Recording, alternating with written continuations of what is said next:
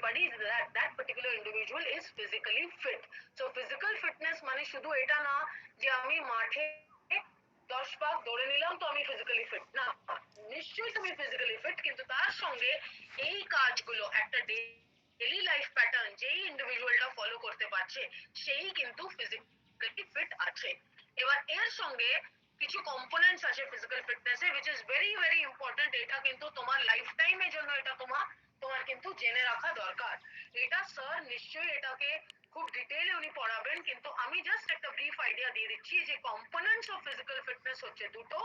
একটা হচ্ছে health related component আর একটা হচ্ছে skill related component. Health related component যেটা আমাদের বডিকে হেলদি রাখার জন্য, আমাদের বডিকে ফিজিক্যালি হেলদি রাখার জন্য দরকার, সেইগুলো হচ্ছে health related component.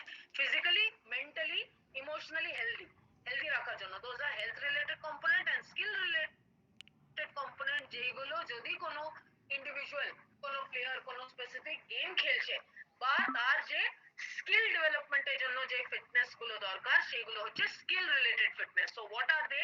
If you see, এখানে একটা ছোট্ট করে যদি খাতা পাশে থাকে লিখে রাখো, লিখো FEBS, capital FEBS, that is an acronym. What is the meaning of acronym?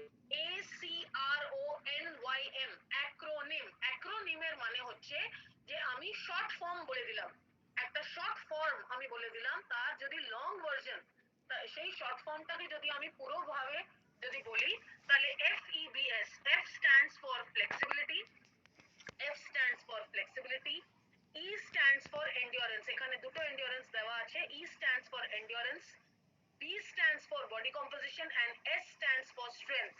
So যদি আমি ওখানে লিখে নিই হেলথ রিলেটেড প্রথমে ফিজিক্যাল ফিটনেস, তার এরকম অ্যারো করে ফিজিক্যাল ফিটনেস উপরে লেখো, তার দুটো অ্যারো করে দুদিকে পাশাপাশি লেখো, এইদিকে হেলথ রিলেটেড ফিজিক্যাল ফিটনেস, এইদিকে skill related physical fitness. Health related physical fitness এর নিচে লেখো acronym FEBS। F stands for flexibility, E stands for endurance, B stands for body composition and S stands for strength। এরকম করে কিন্তু মুখস্থ করতে easy হবে, এই জন্য এই ছোট্ট করে একটা শর্ট ফর্ম বলে দিলাম। F stands for flexibility, E stands for endurance, endurance আবার দু ভাগে হয়, একটা হচ্ছে cardiovascular endurance, একটা হচ্ছে muscular endurance, and S and D stands for body composition, S stands for strength। ওকে, এটা আবার কিন্তু যখন তোমরা সেকেন্ড ইয়ারে উঠবে তখন কিন্তু আবার আমি ওখানে টেস্ট মেজারমেন্ট ইভ্যালুয়েশন পড়াবো, ওখানে কিন্তু আমি এগুলো জিজ্ঞেস করব, কেন ওখানে ফিজিক্যাল ফিটনেস গুলোকে কিভাবে টেস্ট করতে হয় ওই টেস্ট গুলো পড়াবো, তখন কিন্তু এগুলো লাগবে। আর এইগুলো কিন্তু অ্যাজ আ ফিজিক্যাল এডুকেশনিস্ট আর as a physical education budding physical education teacher তোমাদের কিন্তু ভেরি ভেরি ইম্পর্টেন্ট এটা জানা দরকার যে ফিজিক্যাল ফিটনেস ক ধরনের হয়। দু ধরনের হয়, হেলথ রিলেটেড তার মধ্যে আছে FEBS, আর এইদিকে হচ্ছে স্কিল রিলেটেড তার যে অ্যাক্রোনিম আছে সেটা লিখে নাও CRABPS, CRABPS।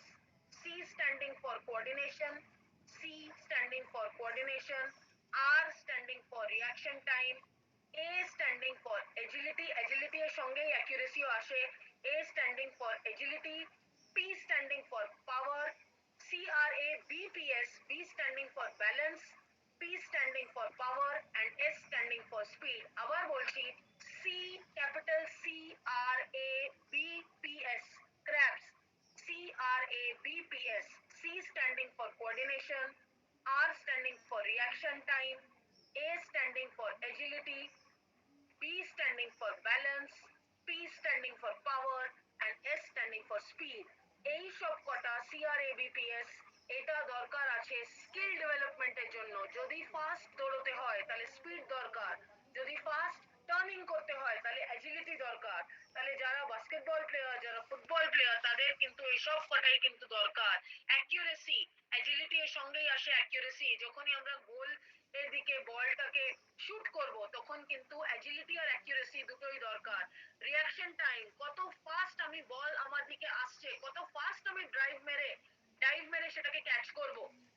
একটা একটা ক্রিকেট এর ব্যাটসম্যান যে আছে সে বল হিট করেছে আর আমি বাউন্ডারি লাইনে দাঁড়িয়ে আছি, আমি সেটাকে কত ফাস্ট ডাইভ করে ক্যাচ করতে পারবো না ক্যাচ মিস করে সেটা 6 হয়ে যাবে, সেটা ডিপেন্ড করবে আমার রিঅ্যাকশন টাইমের উপরে, যে আমি কত ফাস্ট সেটাকে নিজের বডিটাকে কোঅর্ডিনেট করে নিজের বডিটাকে ব্যালেন্স করে কত ফাস্ট স্পিডে আমি রিঅ্যাকশন টাইম মেনটেন করে আমার হাতটাকে এগিয়ে দিলাম আর বলটাকে ক্যাচ করে নিলাম। সো এইগুলো সব আসছে স্কিল রিলেটেড ফিজিক্যাল ফিটনেসের মধ্যে। সো এখান অবধি I am sure I am clear, তোমরা বুঝতে পারছো আমি কি বলতে চাইছি, যে ফিজিক্যাল ফিটনেসের মানে কি আর ফিজিক্যাল ফিটনেসের দুটো কম্পোনেন্ট, ওই দুটো কম্পোনেন্টের ভাগগুলো FEBS এন্ড CRABPS এর মধ্যে ডিভাইড করে দিলাম। এটা এই জন্যই ডিভাইড করে দিলাম কেন আজকে প্রথম ফিজিক্যাল ফিটনেসের ব্যাপারে জানতে শুরু করেছো তখনই কিন্তু এই কনসেপ্টটা ক্লিয়ার করে নাও, তাহলে এর পরে ক্লাসগুলোতে এটা ইজি হবে আর মাথার মধ্যে রাখতেও ইজি হবে। না হলে অনেকবার কিন্তু ছাত্ররা কনফিউজ হয়ে যায় হেলথ রিলেটেড এর মধ্যে কি স্পিড পড়ছে না হেলথ রিলেটেড এর স্পিড পড়ছে না হেলথ রিলেটেড এর স্ট্রেংথ পড়ছে, আর স্কিল রিলেটেড এর স্পিড পড়ছে আর স্কিল রিলেটেড এর reaction speed বা reaction time ও পড়ছে। So this is about physical fitness. Should I move on to the next one? Yes, ma'am. Yes. So the next one is health. Now what is health? তাহলে physical fitness আমরা বুঝলাম, next আসছে health. এটা এই সিম্বলটা কার symbol কে বলবে? এটা কাদের symbol? Ma'am তো slide change হচ্ছে না। স্লাইড চেঞ্জ হচ্ছে না, তাহলে আমি শেয়ারিংটা স্টপ করি, কিছু গন্ডগোল হচ্ছে।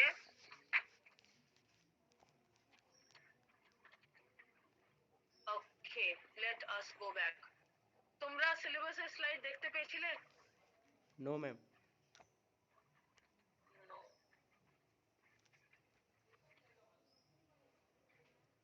Okay, I am not going to do slideshow. Okay, so this is the first slide. Now see this. This is the syllabus slide. Can you see the syllabus slide? Yes ma'am. Yes. So here এটা tick mark দেওয়া আছে concept of fitness and principles of exercise program. এই দুটো sir পড়াবেন। concept of wellness and lifestyle and safety education and fitness program আমি পড়াবো। এরপরে আমি এটা বোঝালাম তোমাদেরকে যে physical fitness definition of physical fitness কি। ক্লার্ক বলে 1976 এ একজন খুবই ফেমাস একজন physical educationist, উনি বললেন the ability to carry out daily tasks with vigor and alertness without undue fatigue and with ample energy to enjoy leisure time pursuits and to meet unforeseen emergencies, যেটা এতক্ষণ আমি বোঝালাম। আর components of physical fitness যেটা বললাম লিখে নিতে, please এটা সবাই কিন্তু নোট ডাউন করো। এটা কিন্তু এবার তোমাদের পুরো লাইফ স্প্যানের মধ্যে যতদিন তোমরা ফিজিক্যাল এডুকেশনের সঙ্গে আছো তোমাদের কিন্তু প্রতি মুহূর্তে এটা লাগবে। কম্পোনেন্টস অফ ফিজিক্যাল ফিটনেস দুটো কম্পোনেন্ট আছে, একটা হচ্ছে হেলথ রিলেটেড, একটা হচ্ছে skill related component. Health related কম্পোনেন্টের মধ্যে FEBS পড়ছে, FEBS পড়ছে which is flexibility, endurance, body composition and speed। এখানে কিন্তু ভুল লেখা আছে, এটা পাওয়ার হবে না, এটা স্পিড হবে। FEBS PEBS that is your strength, FEBS strength, পাওয়ার এখানে থাকবে না। আর sometimes কি হয় যে ফিজিক্যাল ফিটনেস হেলথ রিলেটেড কম্পোনেন্টে পাওয়ার দুদিকেই ধরা হয়, so it's okay. So FEBS, basically FEBS is health related fitness and skill related fitness. C standing for coordination, R standing for reaction time, A standing for agility, B standing for balance, P standing for power and S standing for speed. CRABPS capitals এ লিখে রেখে নিতে পারো। Next comes health. So tell me what is this symbol? জানো এই সিম্বলটা কিসের জন্য, কার symbol? Symbol কার কার? ও বলছে world health organisation যেটা Correct. World Health Organization এ এটা symbol and this is the definition. এই যে ডেফিনিশন আছে এটা ওয়ার্ল্ড হেলথ অর্গানাইজেশনই এই ডেফিনিশনটা দিয়েছে, ওইটাকে হু বলবে না, ঠিক আছে? ওইটাকে WHO বলবে। কেন? ওইটাও একটা অ্যাক্রোনিম। এই যে এখনই বলছিলাম FEBS, CRABPS এগুলো সব অ্যাক্রোনিম, WHO হচ্ছে একটা অ্যাক্রোনিম। অ্যাক্রোনিম মানে short form. So WHO is an acronym. তোমরা কি আরেকটা অ্যাক্রোনিমের আমাকে এক্সাম্পল দিতে পারো এরকম যেটা তোমরা নরমালি শুনে থাকো? বিপি শুনেছো? BP Yes or no? Yes, ma'am. ঠিক আছে, BP, what is the full form of BP? Blood pressure. Blood pressure. Correct, blood pressure. তাহলে ওইটাও একটা অ্যাক্রোনিম। ACRONYM, অ্যাক্রোনিম লিখে রাখো, ACRONYM। আর এবার কিন্তু আস্তে আস্তে ক্লাসেস, আমি কিন্তু এখনো কিন্তু অনেকটাই বাংলায় বলছি, আমি কিন্তু আস্তে আস্তে একটু ইংলিশ বেশি, বাংলা কম বলবো, বিকজ এখন কিন্তু একটা সেমেস্টার শেষ হয়ে গেছে, মানে 6 মাস কমপ্লিটেড। এবার কিন্তু আস্তে আস্তে ইংলিশের দিকেও যেতে হবে। কেন, এরপরে যদি মাস্টার ডিগ্রি করতে যাও তাহলে ওইটা কিন্তু পুরোপুরি ইংলিশে হবে, নাম্বার 1। নাম্বার 2, ব্যাচেলার্স কমপ্লিট করার পরে যদি কোনো স্কুলে চাকরি পেতে চাও তাহলে প্রথমেই কিন্তু গভর্নমেন্ট চাকরি নাও হতে পারে, তখন কিন্তু প্রাইভেট স্কুলের উপরে ডিপেন্ড করতে হবে। প্রাইভেট স্কুলে কিন্তু ইংলিশ ছাড়া যদি ইন্টারভিউতে ইংলিশ না বলতে পারো তাহলে কিন্তু কোনো স্কুলই কিন্তু নেবে না। এই জন্যই যখন সব ব্যাচের স্টুডেন্টরা ইউনিভার্সিটি থাকতো তখনও কিন্তু আমি ওখানে একটু এরকম অ্যারেঞ্জমেন্ট করে দিতাম, করে দিয়েছিলাম। যদি সিনিয়র দাদা দিদিদের সঙ্গে কথা বলো তাহলে বুঝতে পারবে যে কিছু ইংলিশ টিচিং ক্লাসেস এরকম অ্যারেঞ্জমেন্ট আমরা করতাম তখন। বাইরে থেকে কিছু টিচাররা এসে ইংলিশ পড়াতো, এরকম মানে যারা করতে চায়, এটা কম্পালসারি ছিল না, টাকা দিয়ে করতে হতো, একটা মিনিমাল অ্যামাউন্ট অফ টাকা দিয়ে করতে হতো। তো এরকম করে দিতাম আমরা, যাতে ডিপার্টমেন্টের মধ্যেই কিন্তু ছেলেমেয়েরা একটু ইংলিশ, স্পোকেন ইংলিশের সুযোগ যাতে পায়। কিন্তু এখন যেহেতু এটা পসিবল নয়, তোমরা সবাই নিজের বাড়িতে আছো, কিন্তু আমি বলবো যে যখন তোমরা নিজেও যেটা আমি আগের দিনও বলছিলাম যে 10 মিনিট 15 মিনিট করে কিন্তু নিজে তোমরা গুগল মিটে কিন্তু শুধু ক্লাস টাইম, ক্লাসের মধ্যে স্যারেরা ম্যাডামরা এসে পড়িয়ে দিচ্ছেন আর তারপরে তোমরা গুগল মিট অফ করে দিচ্ছ, এটা না করে, আর আমরা যখন 2টোর সময় বলছি আসবো, হয়তো আমাদের 2-3 মিনিট দেরি হয়ে যাচ্ছে আসতে, তখন তোমরা ওই 2-3 মিনিট একটু সুযোগ পাচ্ছ কথা বলতে, ওইটা না করে, হয়তো তোমরা অলরেডি করছো এটা, তা আমি বলছি যে নিজেও কিন্তু একটা বিকেল বেলা একটা টাইম ঠিক করে নাও। ওই টাইমে তোমরা নিজেরা সব স্টুডেন্টরা বন্ধুরা তোমরা ওখানে গুগল মিটে কিন্তু মিট করো, নিজেরা কিন্তু নিজের মধ্যে কিন্তু কথাবার্তা বলো। আর চেষ্টা, আমি বলবো যে চেষ্টা করো যে যখন তোমরা নিজেদের মধ্যে কথা বলছো তখন চেষ্টা করো একটু ইংলিশে কথা বলতে। এটা কিন্তু আমি ইউনিভার্সিটি ক্যাম্পাসে যখন সবাই থাকতো হস্টেলে, তখনও আমি বলতাম যে হস্টেলে যখন তোমরা থাকছো, তোমরা রুমের মধ্যে তোমরা একসঙ্গে আছো, অনেকটাই টাইম, একটা রেসিডেন্সিয়াল কোর্সের মধ্যে কিন্তু অনেকটাই টাইম পাওয়া যায় যেখানে বন্ধুদের সঙ্গে কথা বলার বা নিজের আইডিয়াস, নিজের ভিউ পয়েন্টস এক্সচেঞ্জ করার টাইম পাওয়া যেত। এখন কিন্তু ওই পরিস্থিতি নেই, কিন্তু তোমরা ওইটা নিজে নিজে ক্রিয়েট করো। নিজে কিন্তু বিকেলবেলা একটা টাইম ঠিক করে নাও 8 ঘন্টার জন্য, নিজেরা তোমরা কিন্তু মিট করো গুগল মিটে, ওখানে যেটাই যাই যারই প্রবলেম সেগুলো ডিসকাস করো, কোনো সাবজেক্ট রিলেটেড প্রবলেম হচ্ছে সেটা ডিসকাস করো, তখন কিন্তু দেখবে অনেকগুলোই কিন্তু জিনিস ক্লিয়ার হতে শুরু করবে। প্লাস তার সঙ্গে কি হবে যে যদি কোনো ম্যাডাম বা স্যারকে যদি কিছু জিজ্ঞেস করার থাকে তাহলে ওই প্রশ্নগুলো কিন্তু মনের ভিতরে জাগবে যখন তোমরা গ্রুপ ডিসকাশন নিজের মধ্যে করবে। আর যদি নিজেরও কিছু ডাউটস থাকে সেগুলো কিন্তু বন্ধুদের সঙ্গে ডিসকাস করলে কিন্তু তার ক্ল্যারিটি আসবে। আর যখন এই ডিসকাশনটা করছো চেষ্টা করো ডিসকাশনটা ইংলিশে করার। and I am always there to help you out with English. And this course is such a course where you can learn very well, because there is a lot of scope to discuss with each other, to talk to each other. Let me tell you, when I am a pass out of Jadavpur University. I have done my BPEd from Jadavpur University. So when I studied, or that was the first time when I came and stayed in a hostel, and at that point ওই সময়তে কিন্তু I did not know Bengali. I could not speak Bengali. Now at least then too I can speak in Bengali, and I can stand in front of the students, and or even in when I have to speak, I can stand and speak. That confidence I have to speak. But that time I did not have that confidence. I could understand. আমি বুঝতাম কিন্তু বলতে পারতাম না কেন? তোমাদের যে সিচুয়েশনে তোমরা আছো ওই সিচুয়েশনে আমি ছিলাম। তোমরা ইংলিশ কথাগুলো কিন্তু সবই বোঝো, কিন্তু তোমরা বলতে পারো না। কেন বলতে পারো না? তোমরা সবকটা ওয়ার্ড জানো কিন্তু বলতে পারো না কেন? কেন? তোমাদের মধ্যে কনফিডেন্সটা নেই।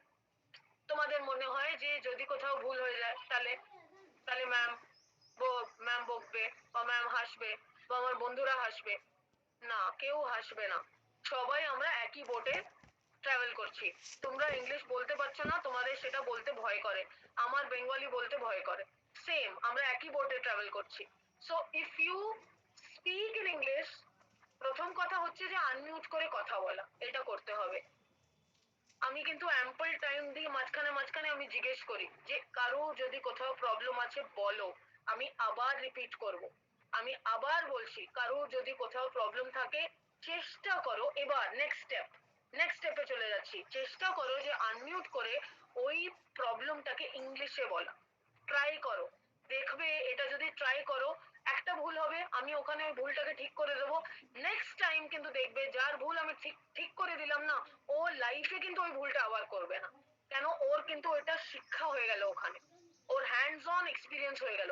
যদি তোমরা নিজেই কিন্তু এক্সপিরিয়েন্স না করো তাহলে কিন্তু কোনোদিনই ওই ওয়ার্ডস গুলোর সঙ্গে কিন্তু নিজের একটা ফ্যামিলিয়ারিটি, একটা ফ্রেন্ডলিনেস কিন্তু আসবে না। ইংলিশ ল্যাঙ্গুয়েজের সঙ্গে একটা ফ্রেন্ডলিনেস যদি ডেভেলপ করতে চাও তোমাদের কিন্তু ভাষাটা বলতে হবে, সেটা বলো। আমি আগেও বলেছি, সেদিন আমি মিটিং এও বলেছিলাম, শর্ট টার্ম গোল কিন্তু ভেবো না। পরীক্ষায় পাস সবাই করবে, পরীক্ষায় 60% যদি সবাই ঠিকঠাক মতন ক্লাস করে 60% কিন্তু সবাই পাবে। আর একটা জিনিস জেনে রাখো, পরীক্ষায় রেজাল্টটা কিন্তু যখন ইন্টারভিউ বোর্ডে বসতে যাবে পরীক্ষায় রেজাল্টটা কিন্তু কেউই দেখবে না, ইন্টারভিউটা কিভাবে ফেস করছো সেটাই কিন্তু দেখবে, এটা কিন্তু মাথায় রেখো। তো নিজের কিন্তু এই কোর্সের মাধ্যম দিয়ে নিজের কিন্তু পার্সোনালিটিটাকে ডেভেলপ করো।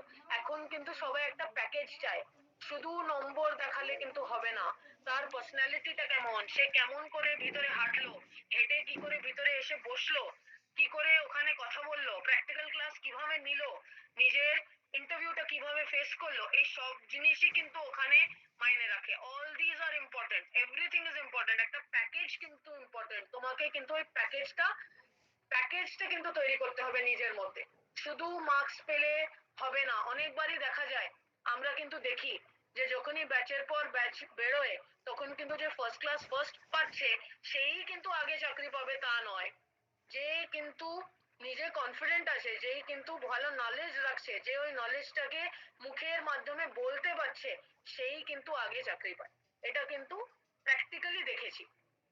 So please try to develop this among yourself, নিজেরা বন্ধুরা মিট করো গুগল মিটে, নিজেই কিন্তু ওখানে ইংলিশে কথা বলতে চেষ্টা করো, এক একটা টপিক নিয়ে নাও। আচ্ছা আজকে ম্যাম এটা পড়িয়েছিল, চলো আজকে আমরা 5 জন এই হেলথ, একজন হেলথের ব্যাপারে বল, একজন ফিজিক্যাল ফিটনেস ব্যাপারে বলো, একজন ওয়েলনেস এর ব্যাপারে বলো, তারপরে তার সঙ্গে কেউ কিছু অ্যাড করো, এরকম করে কিন্তু যদি করতে যাও তাহলে দেখবে যে জিনিসটা আরো ক্লিয়ার হয়ে যাচ্ছে, জিনিসটা কিন্তু আরো ইজিলি বলতেও পারছো।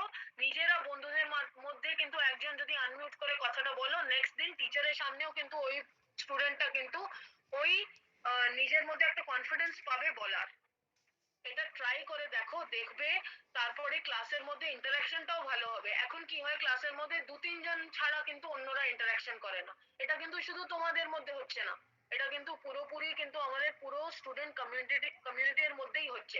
এটা কিন্তু আগে যখন আমরা ক্লাসে ফেস টু ফেস মিট করতাম এতটা কিন্তু হতো না, হ্যাঁ ব্যাচেলার ডিগ্রি একটু একটু হতো যেহেতু ওরা নতুন থাকে ক্লাসে, কিন্তু তারপরে ওদের মধ্যেও কিন্তু এটা কেটে যায়। কিন্তু এখন জানি এখন এই সিচুয়েশনে কিন্তু ওই জিনিসটা কাটা ডিফিকাল্ট, এখনো তোমাদের মনে হচ্ছে তোমরা আমাদের থেকে অনেক দূরে আছো, কিন্তু এটা মনে করার কিছু নেই, আমরা তোমাদের সঙ্গেই আছি। তোমরা এই জিনিসটা নিজের মধ্যে ট্রাই করে দেখো, তখন দেখবে এখানেও যখন আমি জিজ্ঞেস করব কিছু বা নিজেও বলার ইচ্ছা করবে তখন কিন্তু দেখবে নিজে নিজেই আনমিউট করে কথা বলতে ইচ্ছা করছে। আর যখন অব্দি ওই ইচ্ছাটা করবে না, যখন অব্দি তোমরা কথা বলবে না, আমাদেরও কিন্তু বুঝতে ডিফিকাল্টি হবে যে তোমরা কতটা বুঝতে পারছো, কতটা বুঝতে ডিফিকাল্টি হচ্ছে। আর তোমরা তো আমার সঙ্গে যথেষ্ট ফ্র্যাঙ্ক আছো, অনেকজনেই হোয়াটসঅ্যাপেও কথা বলো, তারপরে ফোনও করো, তো এখানে চেষ্টা করো ওপেন আপ করতে, দেখবে ওপেন আপ করলে কিন্তু অনেকটাই ইজি হয়ে যাবে ব্যাপারটা। সো চলো লেট মি কন্টিনিউ, তাহলে হেলথ যেটা তোমরা এখানে বললে, তাহলে হু বলবে না, কি বলবে, WHO, BP, blood pressure. So এইগুলো হচ্ছে সবকটা কি হচ্ছে, এগুলোকে কি বলা হয়, কি বললাম আমি, very good. So acronyms, this are acronyms. So health কে কি বলছে, WHO বলছে যে health is a state of complete physical, mental and social well-being and not of disease or infirmity। তাহলে এখানে কি বলছে, এখানে বলছে যে হেলথ শুধুমাত্র কিন্তু complete physical, mental and social wellbeing, দেখো এখানে ওয়েলবিং কথাটা কিন্তু অলরেডি চলে আসলো হেলথের মধ্যে, তাহলে ওয়েলবিংটা কি আগে বুঝতে হবে, ওইটা একটু পরেই বুঝবো। তাহলে হেলথ মানেই যে আমি ফিজিক্যালি ফিট, আমার বডি টেম্পারেচার 98 ডিগ্রি আছে, 98 ডিগ্রি ফ্যারেনহাইট বা 36.7 ডিগ্রি সেলসিয়াস, তার মানেই আমি হেলদি ইন্ডিভিজুয়াল না। কিন্তু আমার যে একদম খুবই প্রিয় আমার বন্ধু বা আমার বয়ফ্রেন্ড বা আমার গার্লফ্রেন্ড, তার সঙ্গে কি হয়েছে, আমার ঝগড়া হয়ে গেছে, তাহলে কি হচ্ছে, আমি মেন্টালি কিন্তু আনফিট। কেন, আমি এখানে কিন্তু কনসেন্ট্রেট করতে পারছি না, আমাকে ম্যাম যেটা পড়াচ্ছেন আমি কিন্তু তাতে কনসেন্ট্রেট করতে পারছি না। এটা কিন্তু ভেরি কমন, আজকাল কিন্তু এটা খুব কমনলি আমরা দেখি এটা হয়। কেন দেখি, কেন এটা কমন, একটা রিলেশনশিপ হতেই পারে, রাইট, যে কারোর কারোর সঙ্গে একটা বন্ধুদের থেকে বেশি একটু ভালো লাগে, তার সঙ্গে কথা বলতে একটু বেশি টাইম কথা বলতে ভালো লাগে অন্যদের তুলনায় বা অন্যদের কম্প্যারিজনে। এবার তার সঙ্গেই কিছু একটা, কোনো একটা জিনিসে কোনো ভিউ পয়েন্টে ম্যাচ করলো না, ঝগড়া হয়ে গেল। তাহলে ওই দিনে ক্লাসের মধ্যে কিন্তু আমার কিন্তু বডি টেম্পারেচার ঠিকই আছে, আমার কিন্তু জ্বর হয়নি, আমার কিন্তু নাক থেকে কিন্তু জল পড়ছে না, আমার ঠান্ডা লাগেনি, কিন্তু তাও আমার হেলদি কন্ডিশন নয়, তাও আমি কিন্তু হেলদি স্টেটে নয়, আমি আনহেলদি স্টেটে আছি। হ্যাঁ, লেখে গেছে। তাহলে আমি কোথায় আছি, আমার মেন্টালি আনফিট আছি, আমি কিন্তু মেন্টালি বা আমি ইমোশনালি আনফিট আছি, কাঁদছিলাম কোন একটা কারণে, রাইট, ছেলের সঙ্গে আমার ঝগড়া হয়ে গেছে, আমার কথা শুনছে না, ভালো লাগছে না, এমনই একটা কথা বললো, তো আমি কনসেন্ট্রেট করতে পারছি না পড়াতে তোমাদেরকে। So I am not mentally or emotionally I am not fit on that particular day বা in that particular 1 hour of time. So that is also a state of health. Social well-being, একজন বন্ধুত্ব করতে পারছে না, সে মিশতেই পারছে না, তোমাদের ব্যাচে 50 জন আছে, তার মধ্যে একজন কারোর সঙ্গে মিশতে পারছে না, কারোর সঙ্গে কথাও বলে না, ফোনও রিসিভ করে না, ও নিজের মতন থাকে, তার মানে ও কিন্তু সোশ্যালি আনফিট, ও কিন্তু মিশতে পারছে না। তাহলে তখন কিন্তু অ্যাজ আ ক্লাসমেট তোমাদের কি করতে হবে, ওকে ইজি ফিল করাতে হবে, ওকে আস্তে আস্তে টানতে হবে, ওকে আস্তে আস্তে নিজের তোমাদের গ্রুপের সঙ্গে মেশাতে হবে, ওকে একটু ইজি ফিল করাও। যেমনি আমরা বলি ইন্ট্রোভার্ট আর এক্সট্রোভার্ট, এটা যখন স্পোর্টস সাইকোলজি পড়বে তখন আসবে। ইন্ট্রোভার্ট, ইন্ট্রোভার্ট মানে কেউ কেউ আছে যে ইজিলি নিজের মাইকটাকে আনমিউট করে কথা বলতে পারে, তাদের কথা বলতে ভালো লাগে, তারা ফোনেও ইজিলি কোনো স্যার বা ম্যামকে ফোন করে কথা বলতে পারে, তাদের মধ্যে ওই লিডারশিপ কোয়ালিটি বা তাদের মধ্যে ওই ওপেননেসটা আছে, তারা হচ্ছে এক্সট্রোভার্ট, EXTROVERT, এক্সট্রোভার্ট ইন্ডিভিজুয়াল। আর ইন্ট্রোভার্ট, ইন্ট্রোভার্ট মানে ও নিজের মতো থাকে, ও একটা শেলের মধ্যে থাকে, ও একটা ককুনের মধ্যে থাকে, নিজের মধ্যে থাকে, তাকে কিন্তু একটা বন্ধুত্ব করতেও বেশি সময় লাগে বা ওর খুলে কথা বলতেও বেশি সময় লাগে, ও কিন্তু ওপেনলি কথা বলতে পারে না, একটু শাই ফিল করে, দ্যাট ইজ ইন্ট্রোভার্ট, INTROVERT।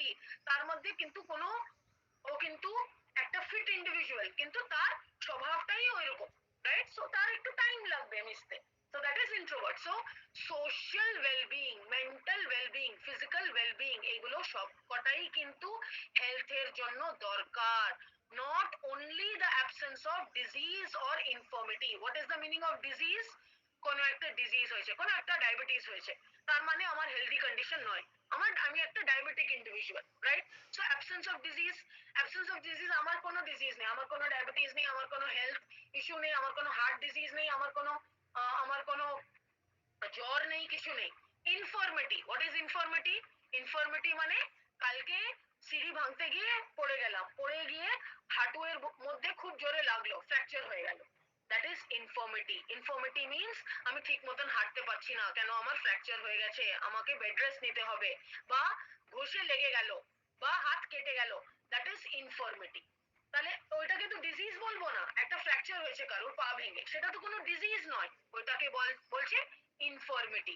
বা হাত কেটে গেল, রান্না করতে গিয়ে কিছু একটা মাকে হেল্প করছিলাম, দিয়ে কাটছিলাম কিছু, তখন হাতই কেটে গেল, তো দ্যাট ইজ এন ইনফরমিটি, তখন আই এম নট হেলদি, আমার লেগেছে, রাইট। আমি কালকে 1 জুনে আমি গিয়ে প্রথম ডোজ ভ্যাকসিন নিলাম, তারপরে আমার প্রচন্ড মাথা ব্যথা, জ্বর জ্বর ভাব, আর আমার ভালোই লাগছিল না, তার মানে I was not healthy on that day, আমার একটুখানি কিন্তু ইনফর্মিটি ছিল, ওই ভ্যাকসিনেশন নেওয়ার জন্য আমার একটা সাইড এফেক্ট পড়লো 2 দিন ধরে, আমার একটু ইনফর্মিটি ছিল, so I was not healthy, so that is known as health.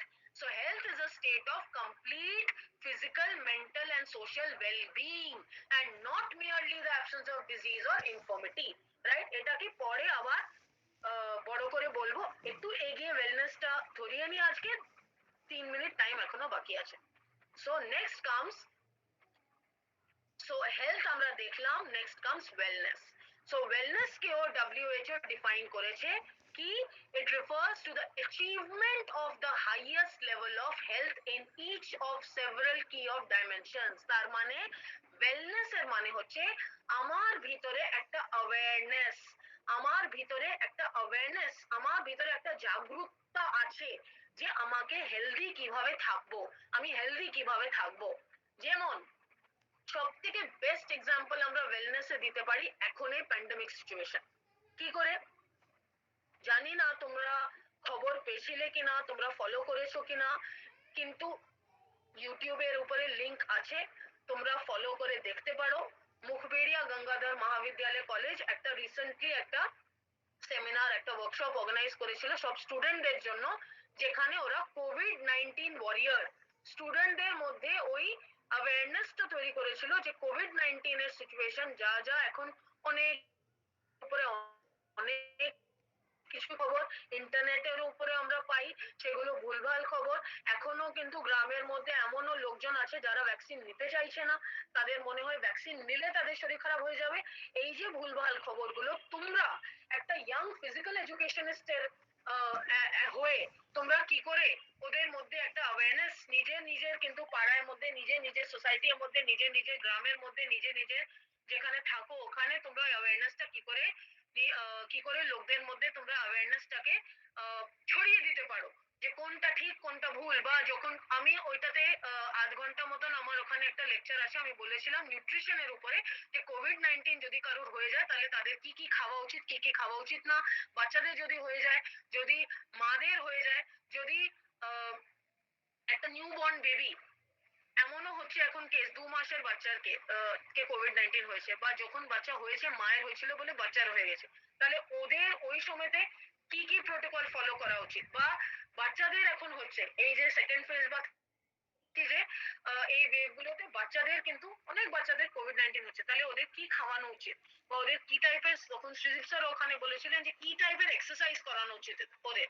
তো এইগুলো ইউটিউবে অ্যাভেলেবল আছে, যদি তোমাদের কারোর দরকার, মানে যদি মনে হয় যে তোমরা দেখতে চাও ফ্রি টাইমে আমাকে বলতে পারো, আমি তখন ইউটিউবের লিংকটা দিয়ে দেবো, তোমরা ওখানে গিয়ে ওটা দেখতে পারো, ভালো লাগবে দেখতে। আর ওই অ্যাওয়ারনেসটা নিজের ফ্যামিলি মেম্বারসের মধ্যে, নিজের আত্মীয়দের মধ্যে স্প্রেড আপ করে দিতে পারো। কেন এখন এটা দরকার নিজের ওয়েলনেসটা মেনটেন করার জন্য, শুধু হেলথ মেনটেন করার জন্য, ফিজিক্যাল ফিটনেস মেনটেন করার জন্য নয়, নিজের একটা ওয়েলনেস মেনটেন করার জন্য। তাহলে ওয়েলনেস মেনলি হচ্ছে যে highest level of health in অনেকগুলো ডাইমেনশন। ওই ডাইমেনশন গুলো আজকে আমি বলছি না, এরপরেই আমি ডাইমেনশন গুলোতে যেতাম এরকম, কিন্তু এই ডাইমেনশন গুলো আজকে আমি বলবো না, এটা আমি নেক্সট দিন ডিসকাস করবো। সো আমরা এখানেই থাকি, এখানেই স্টপ করি। তাহলে ওয়েলনেস মানে আমরা ওয়েলনেস দিয়ে কি বুঝছি, যে ওয়েলনেস হচ্ছে একটা অ্যাওয়ারনেস যে আমি কিভাবে হেলদি থাকবো, আমি কিভাবে ফিজিক্যালি ফিট থাকবো। ওই অ্যাওয়ারনেসটা নিজের মধ্যে যখন আমরা অ্যাচিভ করছি সেটাকেই আমরা বলছি ওয়েলনেস। তার মানে অনেকবার আমরা জিজ্ঞেস করি না যে আপনি কেমন আছেন, তার মানেটা কি, how well are you, how are you feeling, what is your feeling. এই ফিলিংটাই হচ্ছে হাইয়েস্ট লেভেল অফ হেলথ, যে how I am feeling right now, আমার কেমন লাগছে। অনেকবারই আমরা বলি না ভালো লাগছে না, মনটা ভীষণ খারাপ, রাইট, অনেকবার আমরা এরকম বলি। বা অনেকবার আমরা বলি না ভালো লাগছে না, একটু জ্বর জ্বর মনে হচ্ছে ভিতর থেকে, জ্বর নেই কিন্তু কিন্তু মনে হচ্ছে এরকম ভিতর থেকে, তার সেটা হচ্ছে ফিজিক্যাল ওয়েলনেস। আর অন্যটা যেটা বললাম সেটা হচ্ছে মেন্টাল ওয়েলনেস, ইমোশনাল ওয়েলনেস। জানি না কেন একটু কান্না পাচ্ছে, কিন্তু কেন পাচ্ছে বলতে পারছি না, ইমোশনাল ওয়েলনেস। সোশ্যাল ওয়েলনেস, কারোর সঙ্গে কথা বলতে আজকে ভালো লাগছে না, ফোন দেখতেই ভালো লাগছে না, ফোনটা সাইডে রেখে দিয়ে ঘুমিয়ে পড়লাম, অনেকবার হয়, সবারই হয়, আমরা সবাই কিন্তু এই টাইপের একটা ফেজের মধ্যে থেকে কিন্তু আমরা যাই। That is emotional wellness, not feeling like mixing with people. Social wellness, occupational wellness. অনেকজন এখন যারা মাস্টার ডিগ্রি পাস আউট, যারা আগের বছর পাস আউট করলো, তাদের মধ্যে কিন্তু এই অকুপেশনাল ওয়েলনেস এর কিন্তু একটা স্ট্রেস, একটা টেনশন ছিল, এখনো আছে। কেন? চাকরি নেই, there is no, all the schools are closed, right? তোমার কি মনে হয় এখন কি ফিজিক্যাল এডুকেশনাল টিচার কোনো প্রাইভেট স্কুল কি রিক্রুট করবে? করবে না, কেন স্কুলগুলো নিজেই কিন্তু দাঁড়াতে পারছে না, সবকটা ফিস স্টুডেন্টরা ফিস কিন্তু পে করছে না, তার জন্য কিন্তু অনেকগুলো প্রাইভেট স্কুল আছে যেখানে কিন্তু টিচাররা ফুল পেমেন্ট মানে ফুল ওদের যে স্যালারি সেটা তারা পাচ্ছে না, কতগুলো কোম্পানি আছে প্রাইভেট কোম্পানি যারা কিন্তু ফুল স্যালারি পাচ্ছে না, কত লোকদের মধ্যে একটা স্ট্রেস চলছে, দ্যাট ইজ অকুপেশনাল ওয়েলনেস, যে ওদের অকুপেশন ফাইন্যান্সিয়াল ওয়েলনেস, অকুপেশনটা যদি ঠিকঠাক না থাকে, কতজন যদি ইন্টারনেটে গিয়ে যদি সার্চ করো তাহলে দেখতে পারবে কত লাখ লোক এই লাস্ট 1 বছরের মধ্যে তাদের চাকরি হারিয়েছে, তাহলে কি হচ্ছে, তাদের ফাইন্যান্সিয়াল ওয়েলনেস কোথায় যাচ্ছে, ফাইন্যান্সিয়াল ওয়েলনেস কিন্তু কমে যাচ্ছে, ওই ফাইন্যান্সিয়াল ওয়েলনেসের জন্য কিন্তু স্ট্রেস হচ্ছে, তার জন্য কিন্তু মেন্টাল ওয়েলনেসটা কিন্তু হারিয়ে যাচ্ছে, আর তার জন্য ওই মেন্টাল স্ট্রেসের জন্য কিন্তু এতগুলো mental hormone, stress hormone release হচ্ছে, তার জন্য কিন্তু ওদের ফিজিক্যাল হেলথটা কিন্তু মেনটেন হচ্ছে না, তার জন্য কিন্তু ওদের ফিজিক্যাল ফিটনেসটা মেনটেন হচ্ছে না, এই জন্য এইগুলোকে বলা হয় কন্টেম্পোরারি ইস্যু, একটা ছাড়া অন্যটা চলতে পারে না, এই জন্য এগুলোকে বলা হচ্ছে contemporary issues of physical education. বোঝা গেল, এখানেই স্টপ করব, অলরেডি 3 মিনিট বেশি নিয়ে নিলাম, শেয়ারিংটা স্টপ করছি, এবার যদি কারোর কোনো ডাউট থাকে সেটা পরে নেক্সট ক্লাসে জিজ্ঞেস করে নিও, এখন আমি জানি টাইম কম, নেক্সট ক্লাসে টাইম হয়ে গেছে, তোমরা এখন বেরিয়ে যাও, নেক্সট ক্লাসে চলে যাও, নেক্সট দিন আমরা এখান